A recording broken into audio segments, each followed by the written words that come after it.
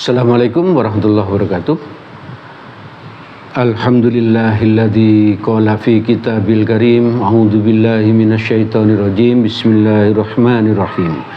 Wa likulli ummatin ja'alna mansakal liyadhkuru ismallahi ala ma razaqahum min bahimatil an'am.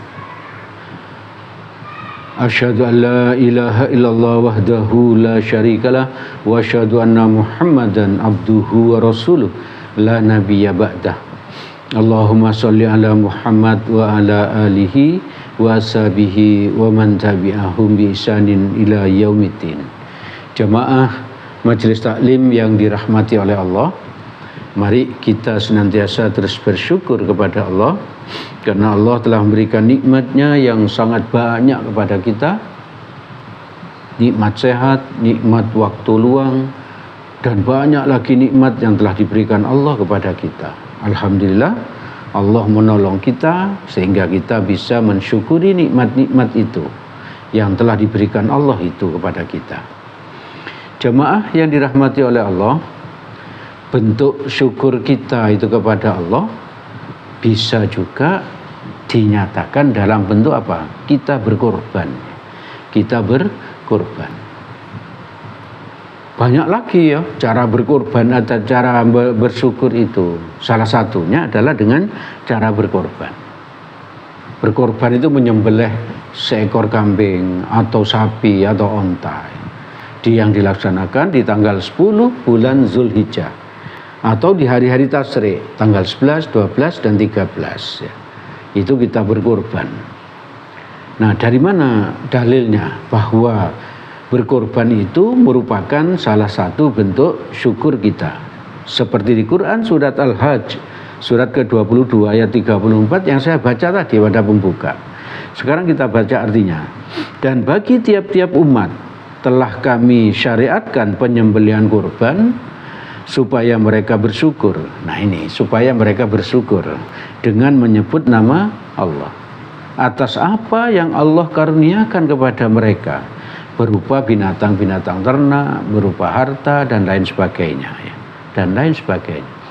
Jadi kurban ini merupakan sesuatu yang disyariatkan oleh Allah kepada setiap umat, mulai Nabi Adam dan seterusnya sampai Nabi Muhammad di zaman kita sekarang ini ya. Di zaman kita sekarang ini. Di zaman Nabi Adam kurban ini sudah ada, di zaman Nabi Ibrahim sudah ada dan seterusnya dan seterusnya. Ibu bapak saudara-saudara yang dirahmati oleh Allah. Yang kedua, hikmah orang berkorban itu selain untuk bersyukur tadi, mensyukuri nikmat-nikmat yang diberikan Allah yang memang sangat banyak itu, maka yang kedua adalah berkorban itu merupakan bukti sebagai hamba sebagai orang yang bertakwa, sebagai hamba yang bertakwa. Di Al-Quran surat Al-Hajj ayat 37 Allah berfirman, la yanalallahu luhumuha wala dima'uha walaki yanaluhut taqwa minkum. Artinya daging-daging onta, daging-daging sapi, daging-daging kurban dan darahnya itu sekali-kali tidak akan sampai kepada Allah. Jadi Allah tidak butuh dengan dagingnya. Allah tidak butuh dengan daging kurban kita. Dagingnya itu untuk apa? Untuk kita makan, untuk diberikan kepada tetangga, untuk diberikan kepada fakir miskin dan lain sebagainya. Sedangkan darahnya kita alirkan ke tanah agar tanah itu menjadi subur ya. Agar tanah menjadi subur. Jadi itu menjadi kompos, menjadi pupuk. Lalu yang sampai kepada Allah itu apa? Ketakwaan kita ya. Karena kita bertakwa, maka kita disuruh oleh Allah untuk berkorban, kita berkorban gitu ya. Jadi karena disuruh Allah dan karena takwa kita, maka kita lakukan kurban, menyembelih hewan. Ya.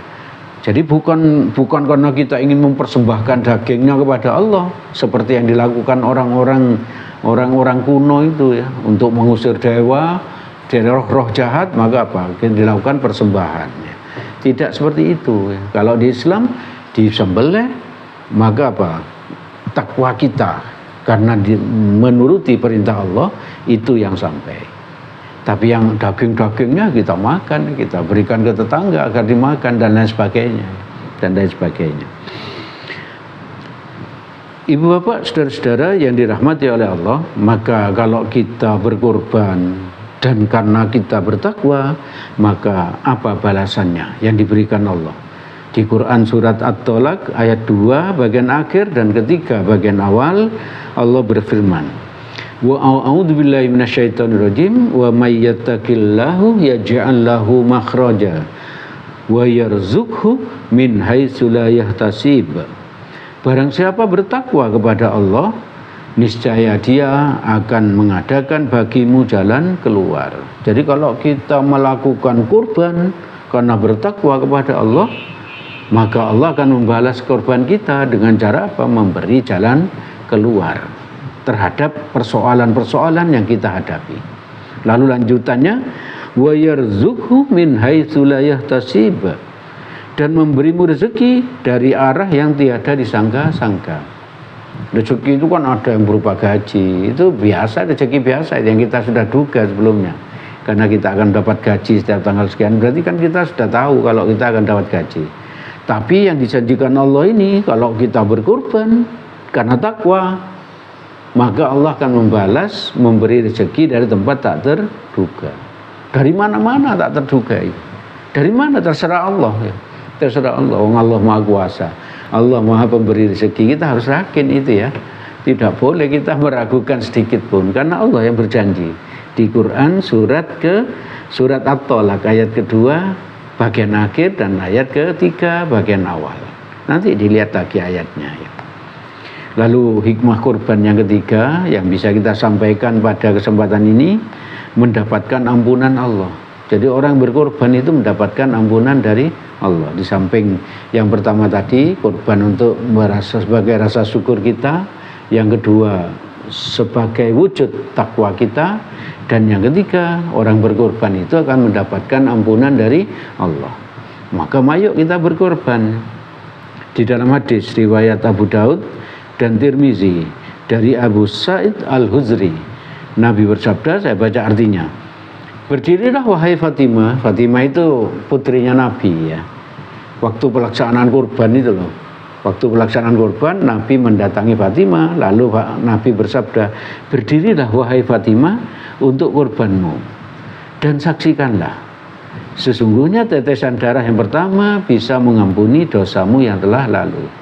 Jadi kalau kita berkorban, menurut Nabi di hadis ini, kita itu harus saksikan ya. Kita harus saksikan. Kita berdiri dan kita saksikan kurban kita disembelih ya. Kurban kita disembelih. Kenapa begitu menurut Nabi ini? Tetesan darah yang pertama itu bisa mengampuni dosa-dosa kita yang lalu. Jadi orang berkorban itu mendapatkan ampunan dari Allah. Itu hikmah yang ketiga. Lalu hikmah kurban yang keempat, berkorban itu berpahala besar ya. Berpahala besar.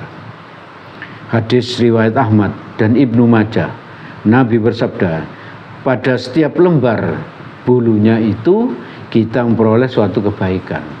Jadi pada setiap lembar dari bulu hewan kurban kita itu ada kebaikan. Lalu itu berapa ratus lembar itu.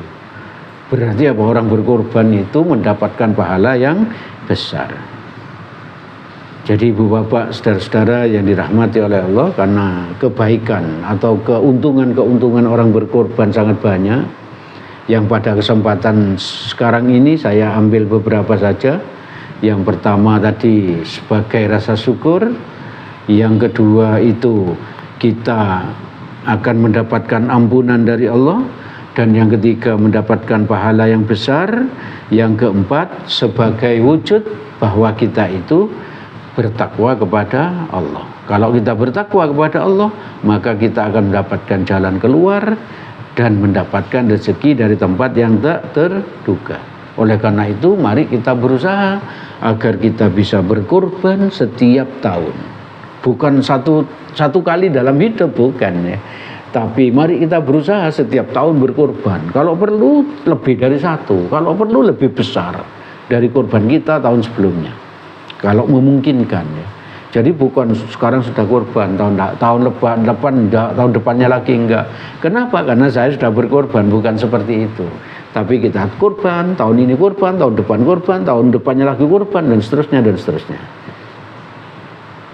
Kalau kita tidak bisa berkorban, ya berpartisipasi dalam pelaksanaan kurban. Kenapa kok tidak bisa berkorban? Karena mungkin pada saat itu tidak punya uang untuk membeli hewan kurban. Maka kita menjadi panitia, maka kita membantu panitia untuk mencarikan rumput, makanan hewan kurbannya misalnya. Atau kalau itu tidak bisa kita lakukan, ya kita berdoa, mendoakan orang yang berkorban agar sehat, agar diganti oleh Allah yang lebih baik. Atau kita doakan panitia-panitia kurban agar mereka mendapatkan ridhonya Allah, agar mereka bisa bekerja dengan baik, agar pelaksanaan kurban itu bisa lancar dan lain sebagainya. Kita berdoa, kita nggak boleh nganggur, kita nggak boleh cuek terhadap pelaksanaan penyembelihan hewan kurban ini. Jadi ibu bapak, saudara-saudara yang dirahmati oleh Allah, bagaimana kalau kita punya uang dan kita tidak mau berkorban? Sering tahu saya sampaikan, tapi agar kita selalu ingat dan agar kita selalu mau berkorban, maka saya sampaikan lagi ya. Di dalam hadis riwayat Ahmad, Tirmizi, dari Abu Hurairah radhiyallahu anhu, Nabi bersabda, "Mau wajada sa'atan li ayyudhi falam yudhi fala yaqrabanna musallana." Barang siapa yang diberi kelonggaran rezeki, punya uang, tapi dia tidak mau berkorban, maka menurut Nabi, janganlah ia mendekat ke tempat sholatku. Jadi kita itu dilarang ke masjid ya. Bapak ibu saudara-saudara yang dirahmati oleh Allah, masa ada orang Islam dilarang ke masjid oleh Nabi? Ya ada, inilah orang yang punya uang tapi dia tidak mau berkorban. Oleh karena itu mari kita berkorban terus menerus ya, berkorban. Itu yang bisa kami sampaikan pada kesempatan ini. Segala yang baik dan benar semuanya berasal dari Allah Subhanahu wa taala. Semoga ada manfaatnya bagi kita. Semoga Allah menolong kita agar kita dimudahkan oleh Allah untuk berkorban setiap tahun. Apabila ada salahnya, saya mohon maaf yang sebesar-besarnya. Mari kita tutup majelis ini dengan doa kafaratul majelis. Subhanakallahumma wa bihamdik asyhadu an la ilaha illa anta astaghfiruka wa atubu ilaik. Nasrum minallah wa fathun qarib wa basyiril mu'minin. Assalamualaikum warahmatullahi wabarakatuh.